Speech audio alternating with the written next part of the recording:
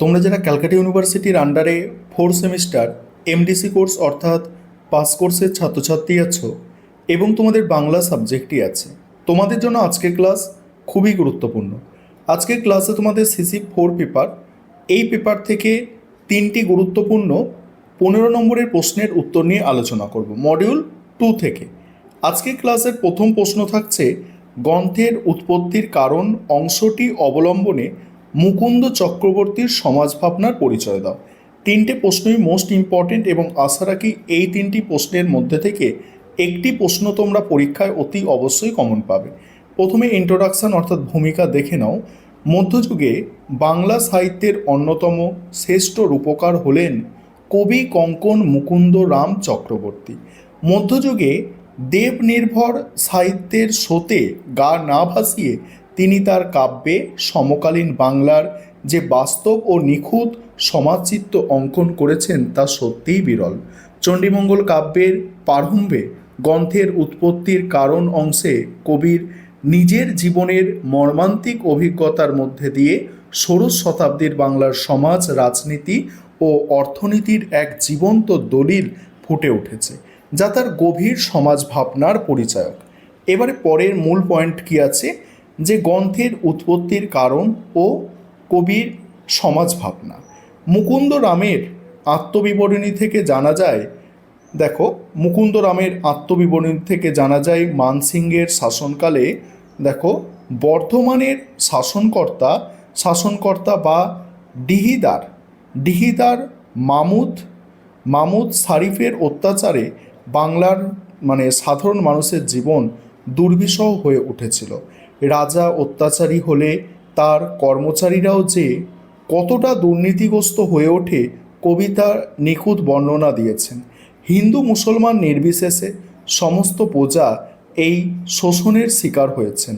দুর্নীতিপরায়ণ রাজকর্মচারীরা বিনা কারণে সাধারণ মানুষের ওপরে করের বোঝা চাপিয়ে দিত। এই প্রসঙ্গে কবি লিখেছেন, উজির হলো রায়জাদা, আর দেখো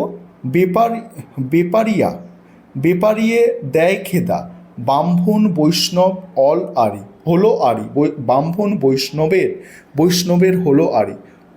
এই পঙ্ক্তির অর্থ হলো, রায়জাদা উজির পদে বসে ব্যবসায়ীদের তাড়িয়ে দিতে লাগলো এবং ধর্মকর্ম ভুলে নিরীহ ব্রাহ্মণ ও বৈষ্ণবদের প্রধান শত্রু হয়ে দাঁড়ালো। তৎকালীন বাংলার অর্থনৈতিক শোষণের একটি ভয়াবহ রূপ কবির লেখায় ফুটে উঠেছে। জমি জরিপের নামে প্রজাদের ঠকানো হতো জোরপূর্বক। 15 কাঠায় 1 বিঘা মেপে জমি বন্দোবস্ত করা হতো এবং অনুর্বর পতিত বা খিল জমির ওপরে কর ধার্য করা হতো। এর ফলে কৃষকদের দুর্গতির কোনো সীমা ছিল না। পাশাপাশি মহাজন বা পোদ্দারদের শোষণের কথাও কবি অত্যন্ত সাহসিকতার সঙ্গে তুলে ধরেছেন। পোদ্দার হইল জম, টাকা 2.5 আনা কম, পাই লভ্য লয় দিনপতি। অর্থাৎ এই কথাটির অর্থ হলো, মুদ্রার বিনিময়কারী পোদ্দাররা সাধারণ মানুষের কাছে সাক্ষাৎ জমের মতো হয়ে উঠেছিল। তারা প্রতি টাকায় 2.5 আনা কম দিয়ে এবং প্রতিদিন করা সুদের হিসাব কষত।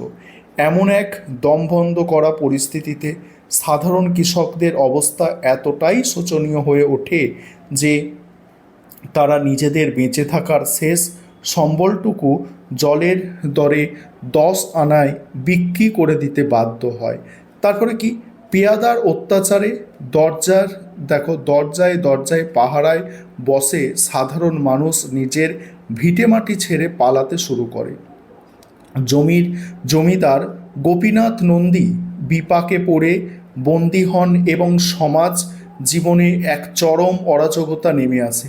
কবি নিজেও তার 7 পুরুষের বাসভূমি দাম্মন্য গ্রাম ত্যাগ করতে বাধ্য হন। বাস্তুচ্যুত হওয়ার পর সাধারণ মানুষ ঠিক কতটা কষ্ট হয়, কবি নিজের জীবনের মর্মান্তিক রূপ তুলে ধরে লিখেছেন, তৈল বিনা করিস্তান উদক করিনু পান নৈবেদ্যে বিধিস্বরূপ শিশু কান্দে ওদনের তরে। এই লাইনের অর্থ হলো নিদারুণ অভাবের তাড়নায় কবি ও তার পরিবার তেল ছাড়াই স্নান করতেন, কেবল নদীর জল পান করে দিন কাটাতেন এবং ক্ষুধার্ত শিশুরা সামান্য অন্নের জন্য কেঁদে আকুল হতো। সমাজ ও রাষ্ট্রের এই অবক্ষয়, সাধারণ মানুষের কান্না এবং শোষক শ্রেণীর নির্মমতা তুলে ধরে মুকুন্দরাম সমগ্র নিপীড়িত সমাজের প্রকৃত প্রতিনিধি হয়ে উঠেছেন। এবার উপসংহারটা তোমরা দেখে নাও, এটা আর আলোচনা করছি না। পরের প্রশ্ন, আজকে ক্লাসের পরের প্রশ্ন মোস্ট ইম্পর্টেন্ট প্রশ্ন, যে কালকেতু ও ফুল্লরা চরিত্রে কবি মুকুন্দ চক্রবর্তীর প্রতিভার পরিচয় দাও। এই প্রশ্নের উত্তর নিয়ে আলোচনা করব। তার আগে একটা বিষয় তোমাদের বলার আছে, যে তোমাদের জন্য যে দুটো পেপার তোমাদের টোটাল আছে, CC4 এবং CC5, এই দুটি পেপারের স্টাডি মেটেরিয়াল অর্থাৎ PDF নোটস আমাদের রেডি আছে।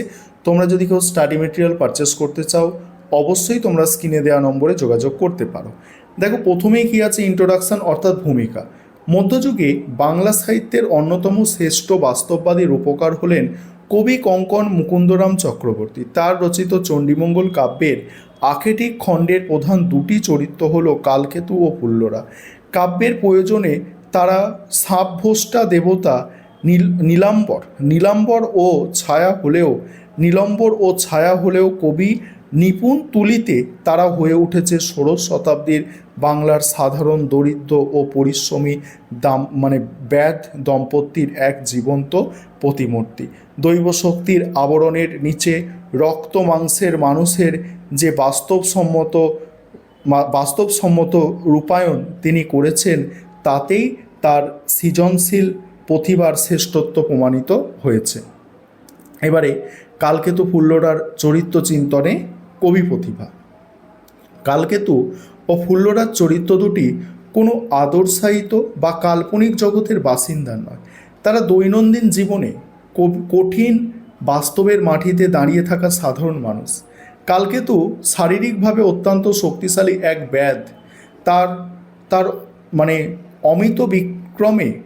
অমিত বিক্রমে বনের পশুরা সর্বদা তটস্থ হয়ে থাকে, অর্থাৎ ভীত হয়ে থাকে। কিন্তু এই বাহ্যিক কঠোরতার আড়ালে কালকেতুর ভেতরে লুকিয়ে আছে এক অত্যন্ত সরল, অরাম্বন এবং একনিষ্ঠ প্রেমিকের হৃদয়। কালকেতুর চারিত্রিক দৃঢ়তা ও নৈতিকতার চূড়ান্ত পরিচয় পাওয়া যায় যখন ছদ্মবেশী দেবী চণ্ডী এক অপরূপ সুন্দরী নারীর বেশে তার কুঠিরে উপস্থিত হন।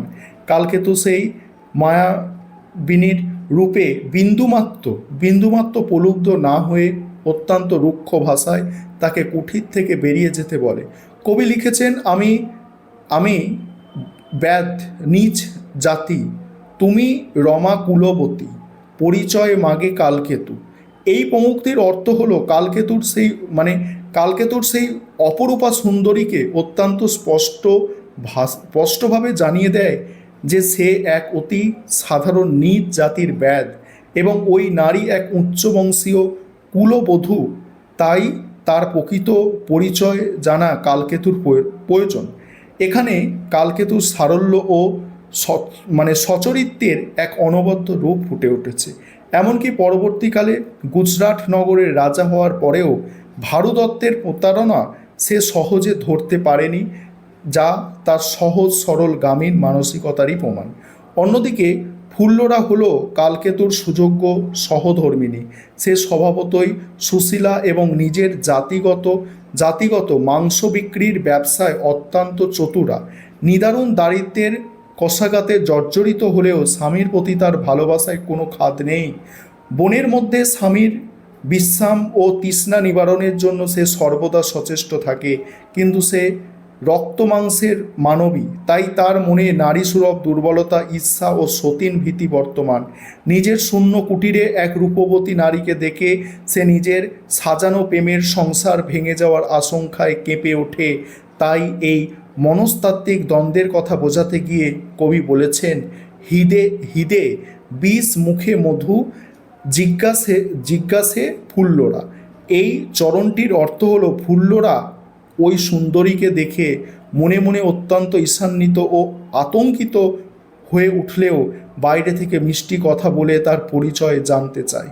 এটি বাংলার গ্রামীণ নারীদের স্বামী হারানোর ভয় এবং মানসিক টানাপোড়েনের এক নিখুঁত বাস্তব চিত্র। ছদ্মবেশী দেবীকে নিজের কুঠির থেকে তাড়ানোর জন্য ফুল্লরা নিজের অভাব অনটন যে 12 মাসের বর্ণনা দিয়েছেন তা আসলে সমগ্র বাংলার দারিদ্র কৃষক ও শ্রমজীবী মানুষের চিরন্তন দুঃখের কাহিনী। আবার কলিঙ্গ